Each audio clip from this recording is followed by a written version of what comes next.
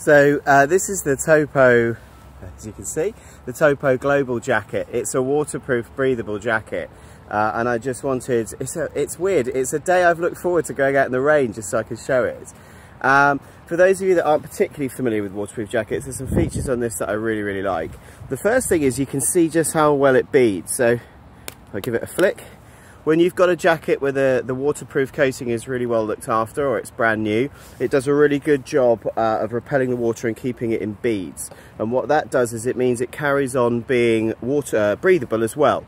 So if your waterproof jacket just looks like flat water and there's no beads, there's no opportunity for any of the moisture to get out, so you'll find that the jacket gets very clammy. So this is what's called a 10K fabric, so that means it's got a very high rating for waterproofness, if that's a word, and breathability. Some of the other things I absolutely love about this jacket is, if you look, have a close look, he said bringing you in, can you see, he says goes down low, can you see on the zip here how well the rubberized zip meets when you zip it up? So it's really important that you have a waterproof rubberized zip on a jacket so that the water doesn't seep through there. And it's the same with the seams actually. If you look at the joins on the jacket, he said, trying to find one, like up here on the shoulder, it's important when a jacket has seams that they're taped on the inside to keep them waterproof. So that means you don't get water gently seeping in on a jacket too. It's got a great hood, and you can adjust it in two different places here. I'm not going to do it up because I'm one-handed. And also, a really important feature on waterproof jackets is actually the visor. If it has a slightly hardened visor like this, it sits just in front of your face and actually just keeps the rain off your face. And you can probably see my face isn't too wet, which is really, really good. A couple of the other features, it's got your standard kind of side zips at the side, the nice big pockets. But actually what I love about these kind of big zips is inside these big pockets is quite a lot of mesh. So as well as being pockets, you can actually use them to just help cool you down. So if you get a little bit hot inside the jacket, what you can do is open up these side pockets and use them to just vent a bit of heat out.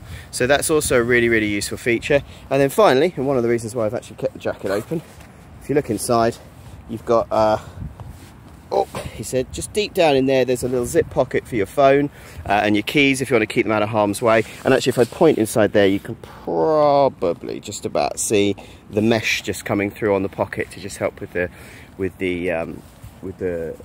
cooling. And then right at the bottom, he said, pulling out, you've got a cord at the bottom that you can adjust and just tighten up. And I quite like to tighten that up quite a lot around my body, just to keep the water from splashing at the bottom.